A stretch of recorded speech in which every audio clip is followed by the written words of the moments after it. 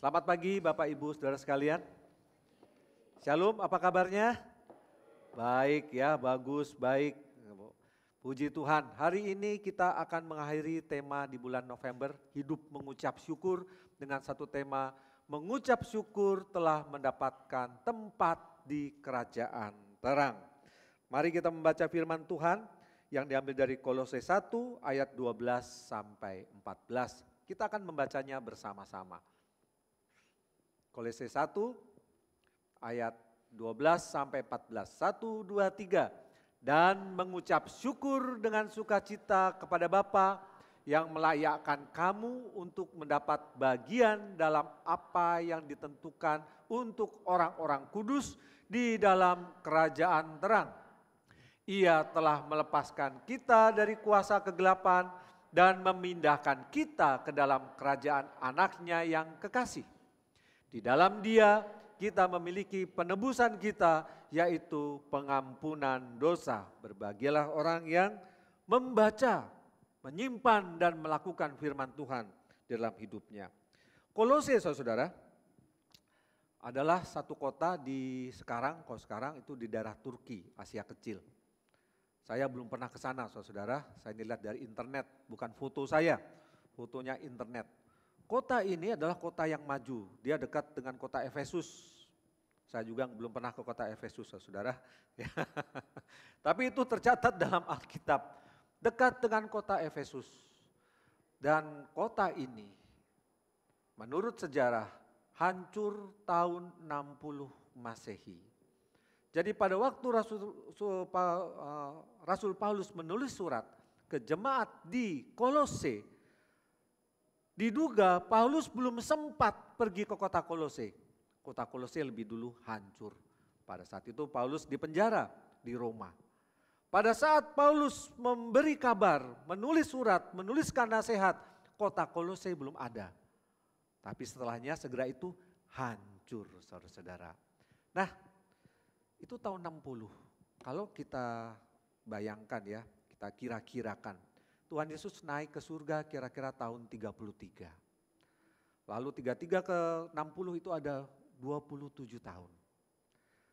Lalu pemberitaan Injil disebarkan di Yerusalem, Yudea, Samaria, dan sampai ke ujung bumi termasuk di daerah Turki. Kira-kira mungkin masuk kota Kolose itu firman Tuhan yang disebarkan oleh murid-murid Paulus, karena Paulus belum pernah ke sana, itu mungkin tahun 40 lah. Atau tahun 50, gak pasti juga ya kapan. Nah setelah itu kota itu hancur saudara. Ada gereja di sana, ada orang-orang yang sudah terima Yesus sebagai Tuhan dan Juru Selamat. Tapi mereka tidak pernah tahu kota itu hancur. Kaya miskin hancur. Yang makmur, yang menderita sama-sama dihancurkan. Satu kota hancur saudara. Dan itu tidak diduga dan sampai sekarang kota itu tidak pernah dibangun lagi. Ini foto-fotonya, puing-puingnya. Kalau Anda mau ke Turki, pergilah ke kota Kolose. Di sekitar kota Kolose banyak kota-kota bermunculan yang baru. Tapi kota Kolose itu sendiri tidak pernah dibangun lagi sampai sekarang. Nah saya membayangkan saudara, pada saat gempa bumi. Jadi kota ini hancur karena gempa bumi. Bukan karena perang, bukan karena ada perselisihan, bukan karena ada kekerasan, ada kerusuhan, demo, bukan. Tetapi ada gempa bumi yang tiba-tiba. Pada saat gempa bumi itu, orang-orang yang dulu mendengarkan firman Tuhan, terima Yesus engkau selamat. Tapi jika tidak engkau akan dihukum. Kira-kira yang sudah terima Yesus akan bilang, mengucap syukur, aku mati sekarang ya, tapi masuk ke dalam kerajaan terang.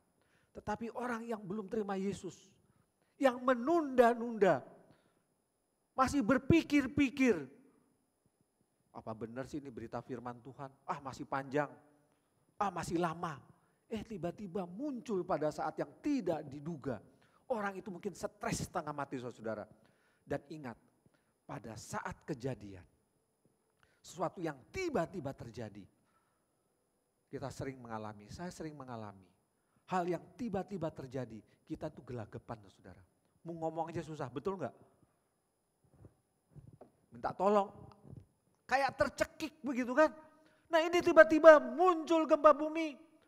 Bayangkan bagaimana stresnya orang yang tiba-tiba ingat. Ya, tiba-tiba ingat pemberitaan firman Tuhan. Percayalah kepada Kristus. Dan pada saat itu dia tidak memutuskan apa-apa. Wah, tapi berbahagialah orang yang sudah memutuskan. Saya terima Yesus. Dia sudah mendapatkan kepastian masuk di dalam kerajaan terang. Di rumah Bapakku banyak tempat. Aku akan menyediakan bagi setiap orang yang mengasihi aku, yang percaya kepadaku. Tetapi orang yang tidak percaya kepadaku tidak akan ada tempat di rumah Bapakku. Walaupun di rumah Bapakku banyak tempatnya. Bapak Ibu saudara sekalian, berbahagialah orang yang sudah memastikan punya tempat di sana. Itu akan mempengaruhi mental kita dalam beribadah, saudara-saudara. Mempengaruhi mental kita untuk memuji Tuhan. Mempengaruhi sikap kita bagaimana kita hidup di dunia. Banyak orang stres, saudara-saudara, karena ini masa anak-anak masuk ke universitas. Laporan, banyak laporan. Mengucap syukur Pak, kenapa? Anak saya sudah masuk uni. Padahal kuliahnya masih September tahun depan. Tapi sudah terima di Petra, sudah terima di UC, ya, sudah diterima di Malaysia. Wah seneng. Dan itu mempengaruhi sikapnya saat dia apa? Belajar. Dia tidak memandang enteng. Supaya untuk masuk uni dia harus lulus sekolah SMA. Walaupun saya sudah diterima sana sini. Hati saya senang, saya belajar. Enggak belajar asal-asalan, yang penting lulus lah. Yang penting nilai pas-pasan. Enggak saudara. Sikapnya itu berubah. Saya sudah diterima. Saya mau belajar lebih sungguh lagi. Saya sudah diterima. Saya mau mengucap syukur. Datang beribadah dengan lebih sungguh lagi. Orang tuanya juga mendorong anak-anaknya. Hei nak, kita mengucap syukur. Engkau sudah diterima di perguruan tinggi. Sudah DP, tinggal lunas. Tinggal dilunasi berapa kali lagi.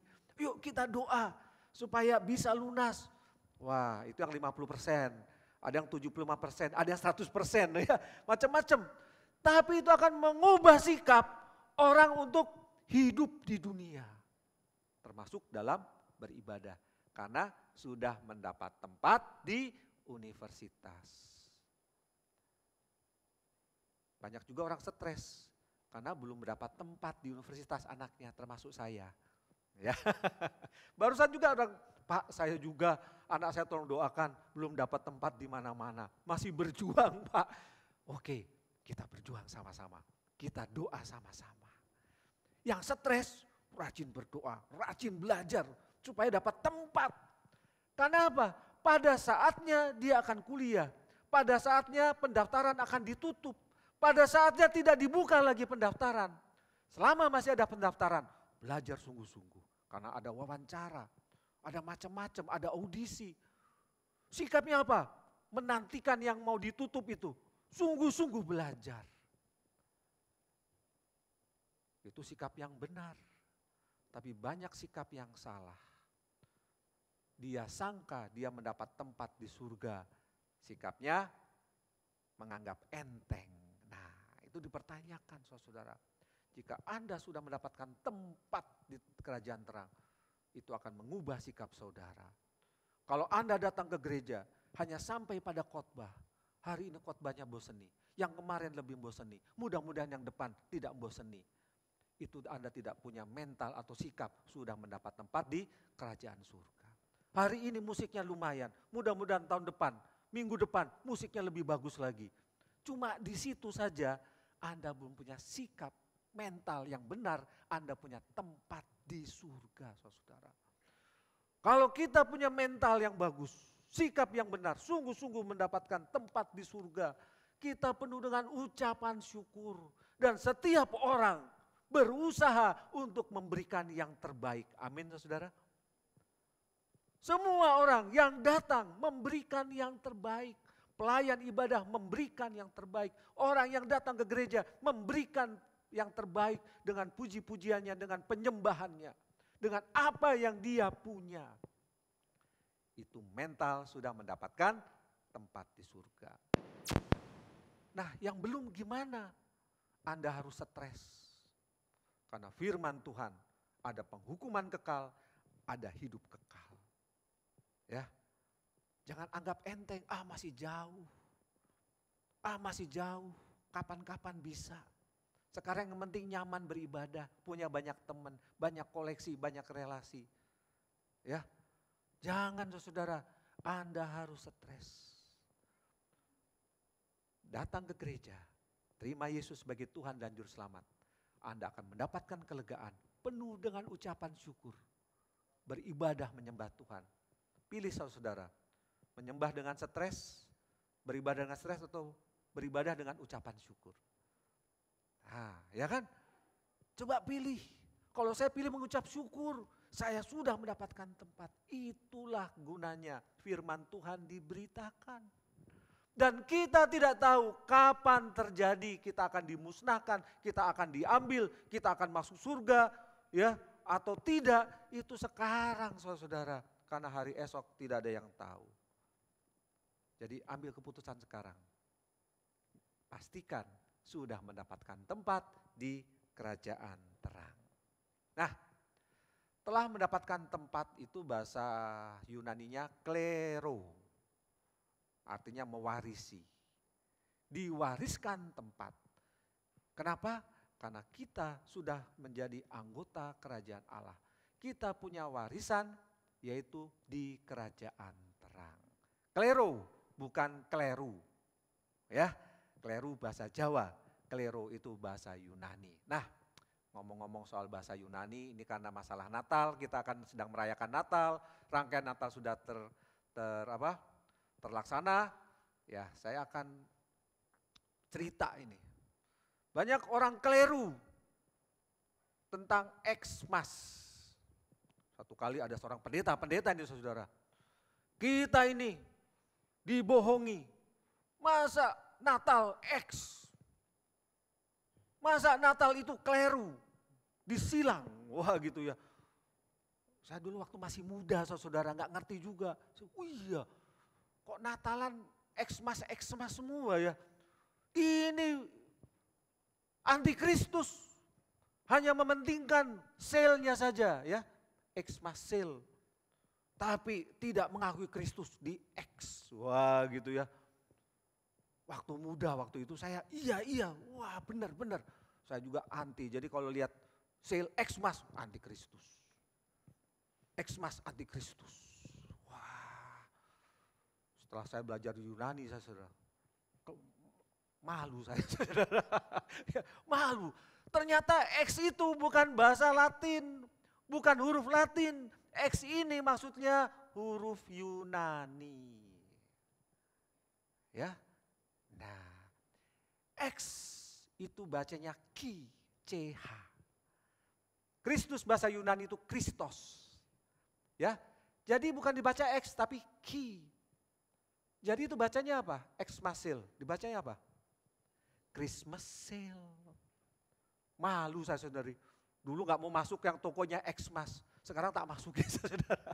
Karena dia merayakan Kristus juga. Christmas sale, wah, ya bagus kan? Banyak Christmas sale. Maksudnya apa? Christmas membawakan damai sejahtera, diobral semua, didiskon semua. Kan senang kita, ya dapat barang diskon kan senang. Jadi saudara, X salah, key, key is for Christ. Huruf pertama dalam kata Kristus. Jadi Kristus bahasa Yunani X, Ki, Ro, A-E-I-S, T-E-U-S, Kristos. Nah gitu saudara ya. Oleh karena itu Bapak Ibu sekalian. Bisa di ini? Nah ini dia. Mudah-mudahan tahun depan Pak Sutri memberikan ini nih, souvenir ini ya. Yang suka kasih souvenir kan Pak Sutri. Christmas sale, kalau Anda mau memberi kepada orang yang terkasih kalung yang ada tanda-tanda seperti ini.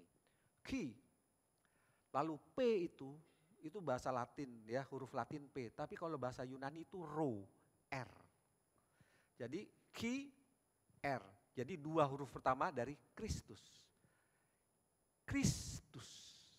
Ya, jelas ya? Boleh, nggak apa-apa kasih souvenir seperti ini. Ini Alkitabiah, saudara. A itu huruf pertama dari huruf Yunani, alfa bacanya. Lalu yang begini namanya apa? Omega, huruf terakhir dari abjad Yunani. Abjad Latin, A sampai Z. Abjad Yunani, alfa sampai omega.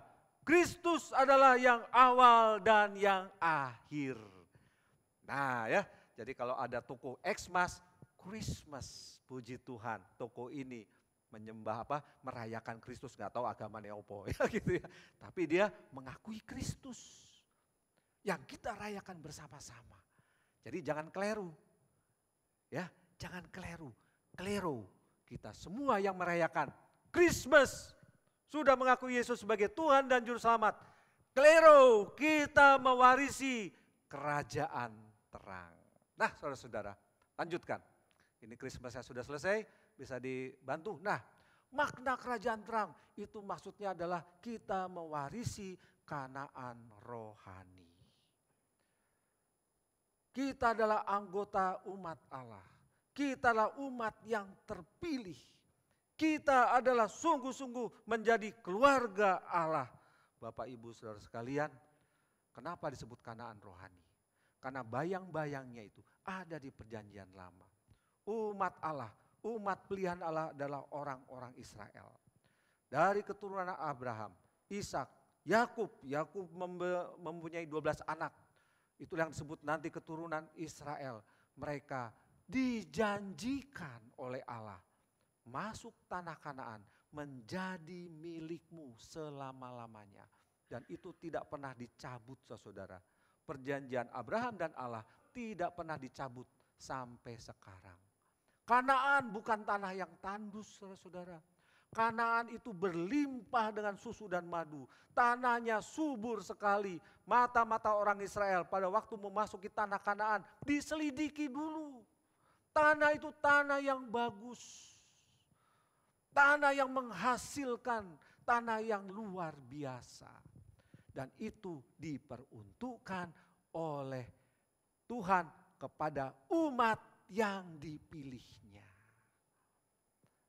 Dan Israel tetap mengklaim inilah tanah perjanjian sampai sekarang. Dan itu bukan tanah orang Arab. Karena tanah Kanaan itu didiami bukan oleh bangsa Arab. Bangsa Kanaan, bangsa Yebus, bangsa-bangsa lain penyembah berhala, bukan orang Arab, saudara. Jadi kalau masih perang, orang Arab mengakui tanah itu, orang Israel itu tidak sesuai dengan firman Tuhan. Itu diperuntukkan untuk kami. Nah, seperti itu saudara. Ya, kami bangsa Palestina. Iya, Filistin yang zaman dulu itu dari Pulau Kreta di tengah laut itu, tengah laut Laut Tengah, bukan orang Arab. Nah, makanya terjadi perang terus saudara-saudara. Kalau ini nggak dipahami, ya perang terus. Nah, kita ini bukan orang Israel. Kita nggak perlu investasi apa di sana, apartemen di Tel Aviv atau Yerusalem.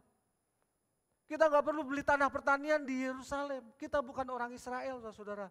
Tetapi kita umat Allah. Kita akan mewarisi Kanaan rohani, yaitu kerajaan terang. Amin, saudara.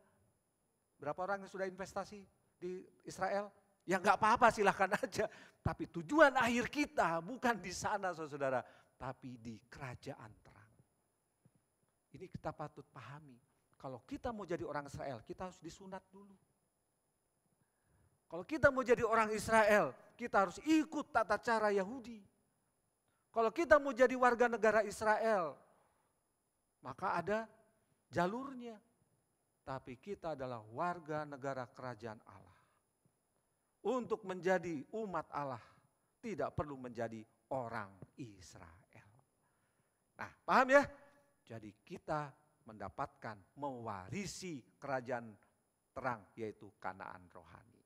Yang kedua, saudara, Makna kerajaan terang adalah persekutuan dengan Bapa. Persekutuan kekal di kerajaan terang. Persekutuan ini saudara tidak akan pernah berakhir. Kapan? Dari sekarang. Dari sekarang sampai selama-lamanya. Karena persekutuan orang Kristen adalah bukan persekutuan yang sia-sia. Persekutuan itu berarti kalau ada yang ilahi bersekutu sama-sama dengan kita. Di kerajaan terang kita bersekutu dengan Allah selama-lamanya. Sekarang apakah kita bersekutu dengan yang ilahi, dengan Allah? 2-3 orang berkumpul dalam namaku, aku hadir. Ini bukan arisan, ya. Ini bukan persekutuan sosial, tapi ini adalah persekutuan ilahi. Karena Tuhan Yesus hadir di tengah-tengah kita. Itulah yang membuat saya semangat untuk bersekutu.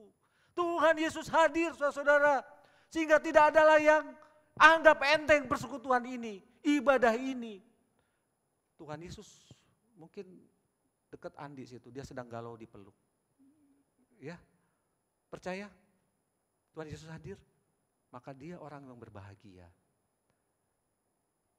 Setiap orang bersekutu dengan Kristus di sini. Dengan kegalauan, dengan stres, dengan pergumulan. Tuhan memeluk kita.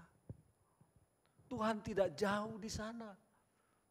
Ibadah orang Kristen adalah ibadah yang sungguh-sungguh ibadah bernilai kekal. Karena sang kekal itu ada bersama dengan kita. Itulah ibadah orang Kristen, saudara.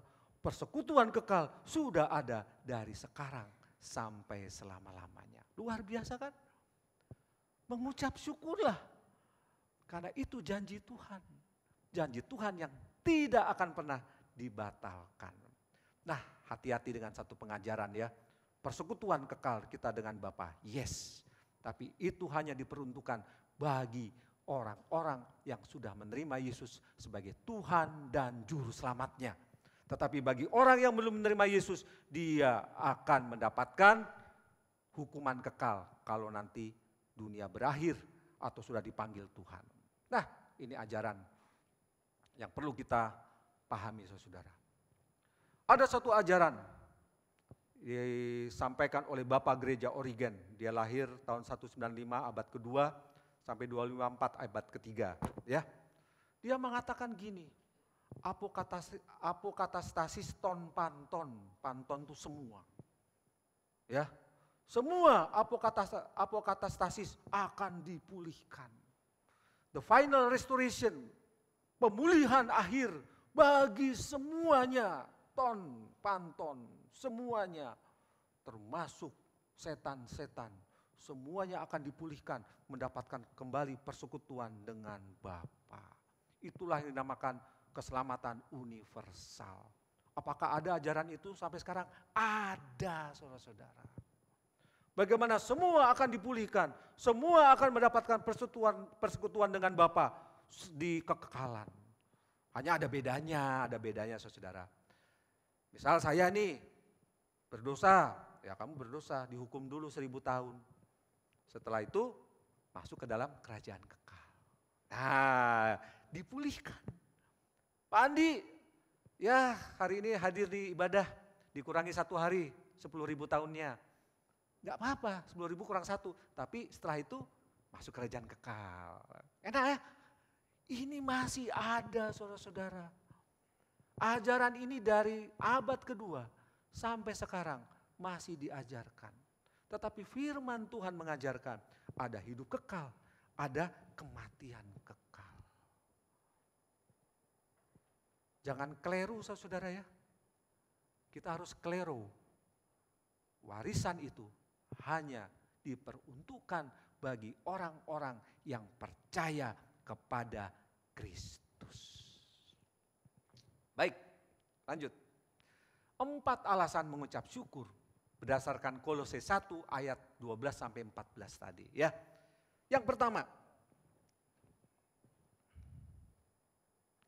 Allah melayakkan kita masuk ke dalam kerajaan terang. Ini penting kita harus pahami. Bukan dengan kepandaian kita, bukan dengan apa yang kita miliki, bukan dengan kebaikan kita, bukan dengan segala-galanya yang menjadi milik kita, yang kita layak masuk surga. Tidak, saudara. Saya akan gambarkan dengan satu cerita seperti ini. Istri saya di Boston sekarang. Sebelum dia berangkat, kami berdoa. Tuhan, tolong kalau udah sampai sana, berikan pelayanan untuk Dian. Kami doakan terus senantiasa. Selain doa yang lain, berikan pekerjaan, ya kan, berikan yang lain-lain, tapi berikan pelayanan. Masuklah satu gereja. Gereja itu gereja seperti kita, ya. Ajarannya bagus seperti kita, Alkitabiah. Masuklah gereja hari pertama. Oh iya. Dari Indonesia ya? Dari Indonesia. Kamu dari mana? Dari Indonesia. Pertanyaan klasik, Indonesia itu di mana? Ya biasa ya.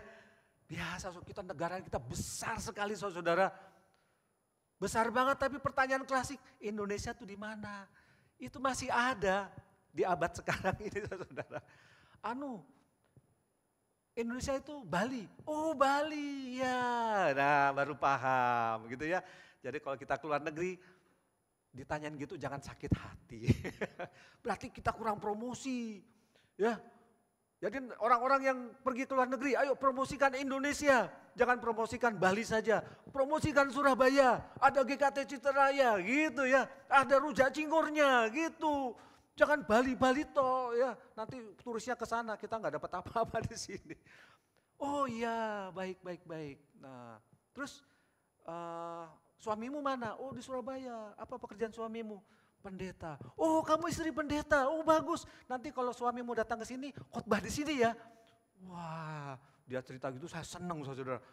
Padahal saya nggak pernah doa supaya dapat pelayanan di sana. Saya nggak pernah doa itu. Tuhan, nanti kalau saya ke sana ya nengok anak istri, saya dapat pelayanan khotbah. Enggak pernah saya doakan.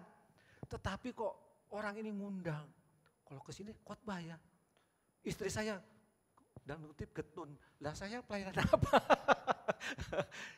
Seminggu, 2 minggu, 3 minggu, 4 minggu, sebulan. Enggak dikasih pelayanan saudara. Padahal ditanyai, kamu kuliah di mana? Oh sekolah musik. Bisa apa aja? Oh bisa ini, bisa ini gitu ya. Enggak dikasih pelayanan saudara. Apa yang kami lakukan? Doa lagi. Tuhan tolong. Istri saya kan pemain piano, tangan saya udah gatel. Gitu ya. Tangan saya udah gatel mau main piano, Tuhan tolong ya. Kasih pelayanan Tuhan. Saya ini sudah pengalaman pelayanan 20 tahun. Embel-embel istri pendeta gitu ya. Kok saya gak dapat pelayanan Tuhan? Kok Tuhan gak melayani, gak bisa saudara.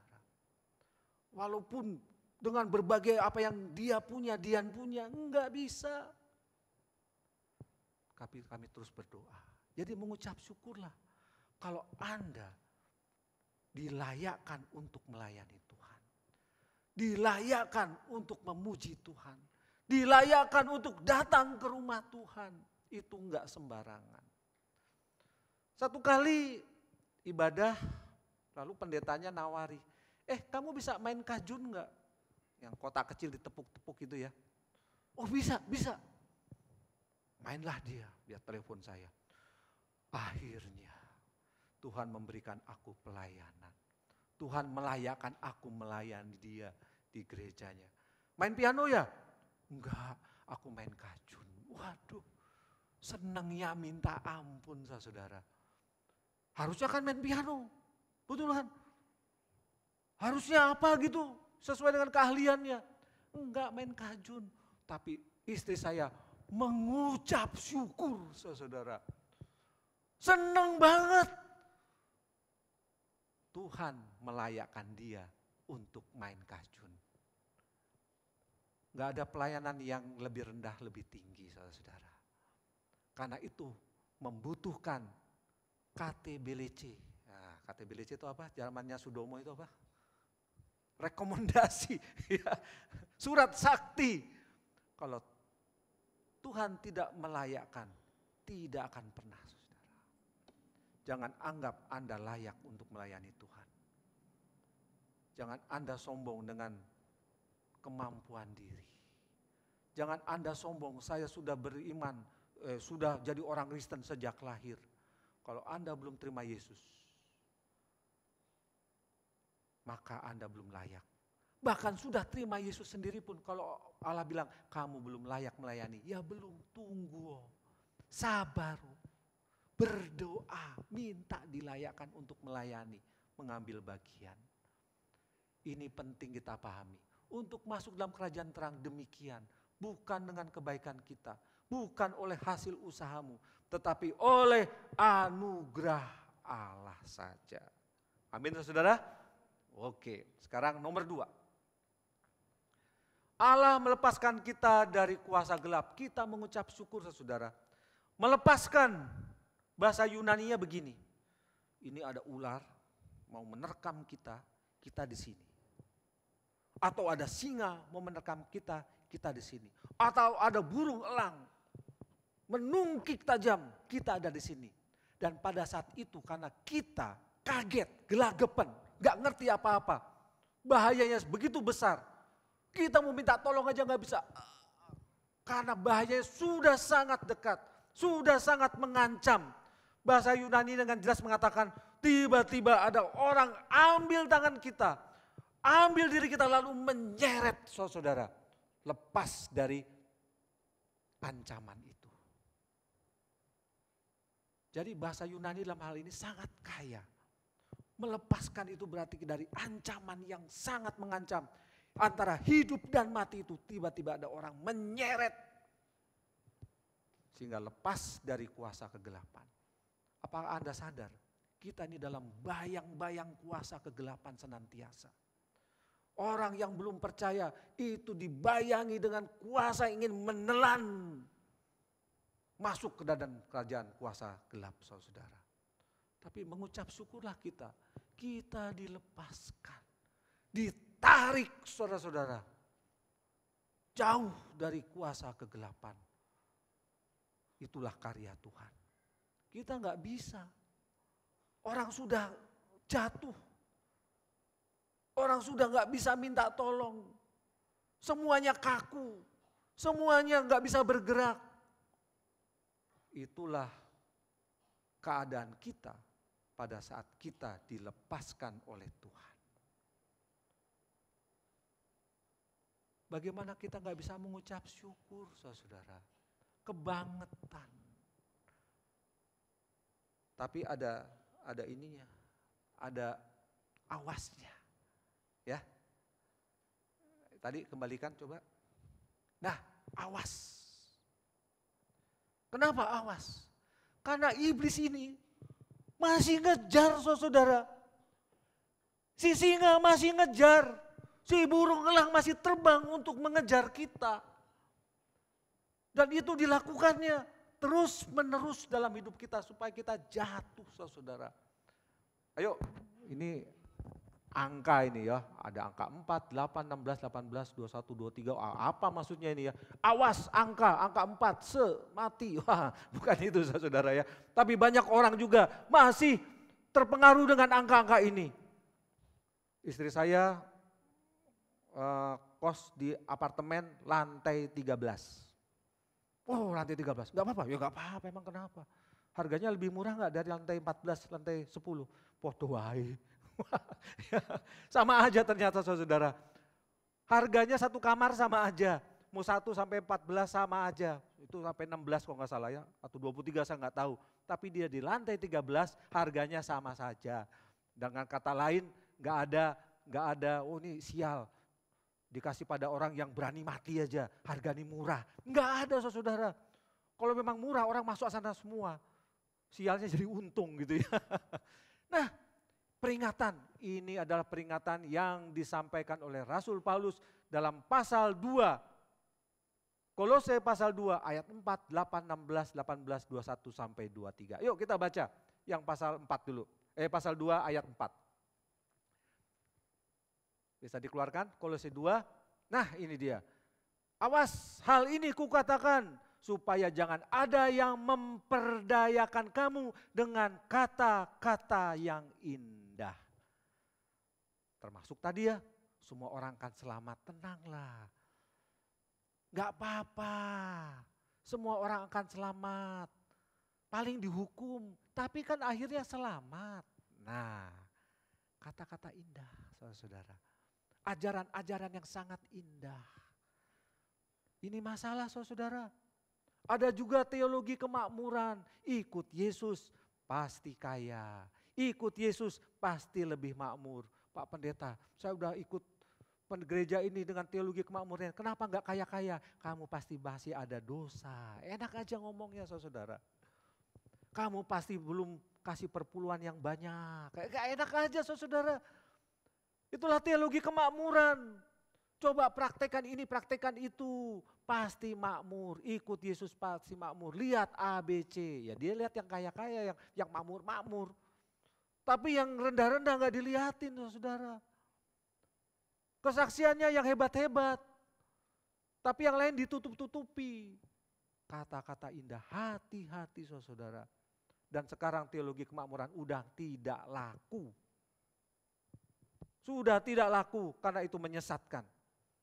Terbukti menyesatkan karena tidak sesuai dengan firman Tuhan. Ikut Tuhan, bukan harta. Janji Tuhan, ya.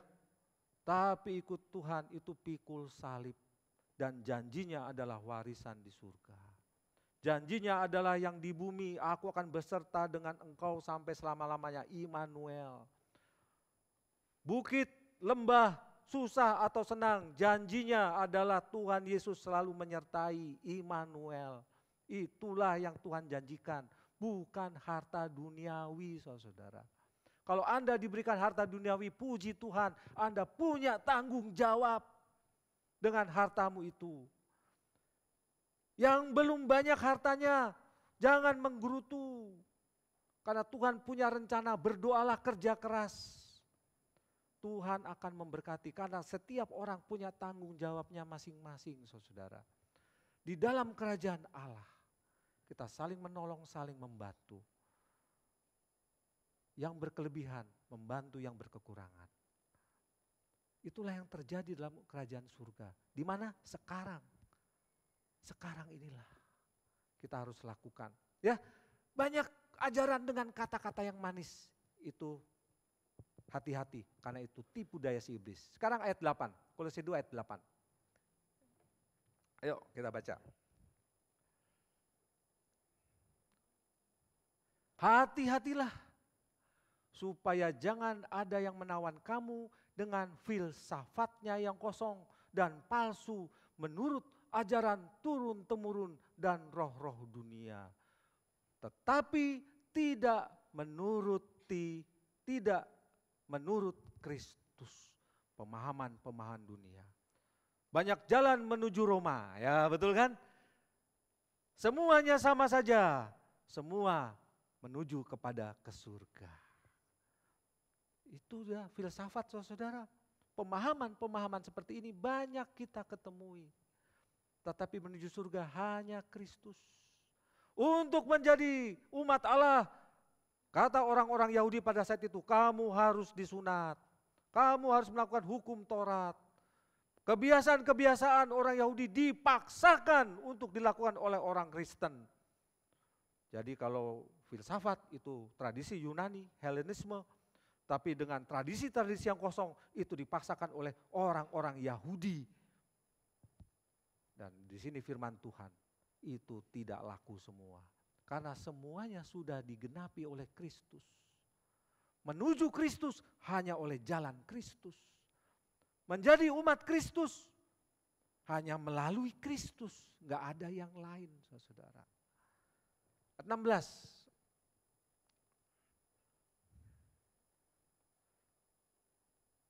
Janganlah kamu biarkan orang menghukum kamu mengenai makanan dan minuman atau mengenai hari raya, bulan baru, ataupun hari Sabat. Nah ini saudara-saudara, umat Kristen harus menyembah Tuhan pada hari Sabat. Benar saudara, tapi jangan ditafsirkan hari Sabtu. Hari Sabat itu hari perhentian. Hari perhentian. dalam 1 minggu itu ada hari Sabatnya. Kenapa kita beribadah pada hari Minggu? Karena kita menentukan hari Sabat kita adalah hari Minggu. Dan hari Minggu adalah hari pertama. Dan di mana hari pertama itu? Tuhan Yesus bangkit. Kita merayakan Tuhan Yesus yang bangkit. Tidak ada ibadah yang selalu merayakan kebangkitan Kristus. Tidak ada saudara, hanya orang Kristen. Tidak ada budaya yang merayakan hari kebangkitan. Tapi orang Kristen setiap minggu merayakan hari kebangkitan. Maka sangat ironi kalau ada kematian rohani di tempat ini. Kebangkitan rohani itu. Karena ada kebangkitan Kristus. Kebangkitan itu nyata. Dan kebangkitan itulah yang membangkitkan kita dari segala penderitaan dunia ini. Orang Kristen punya etos kerja yang kuat. Karena Tuhan Yesus bangkit, kita bisa bangkit. Orang Kristen punya etos kerja, etos pelayanan yang kuat. Kalau pelayanan hari ini kurang baik, maka minggu depan saya harus lebih baik. Itulah makna kebangkitan. Kalau hari ini saya beribadah kurang serius, Tuhan ampuni dosa saya. Minggu depan aku akan beribadah dengan lebih serius lagi. Itulah makna kebangkitan yang mempengaruhi hidup kita. Hidup yang penuh dengan kuasa kebangkitan. Bapak Ibu Saudara sekalian, jangan lagi kita dibodohi dengan hal-hal makanan minuman. Semuanya itu baik. Semua itu ciptaan Tuhan, tinggal kita sendiri. Apakah kita dikuasai dengan kuasa kebangkitan? Sehingga apa yang kita lakukan, baik makan, baik minum, baik beribadah, itu semua untuk memuliakan Tuhan, saudara-saudara. Oke, yang terakhir ya, nggak usah kita bahas semua ayat. Yang terakhir yang, ayo 18, 18 nih.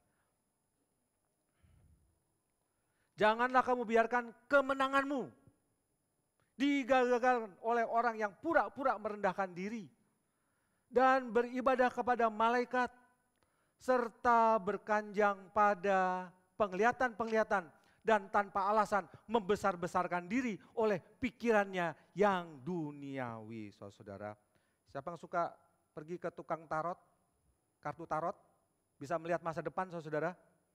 Ya, ini pemuda remaja nih calon itu.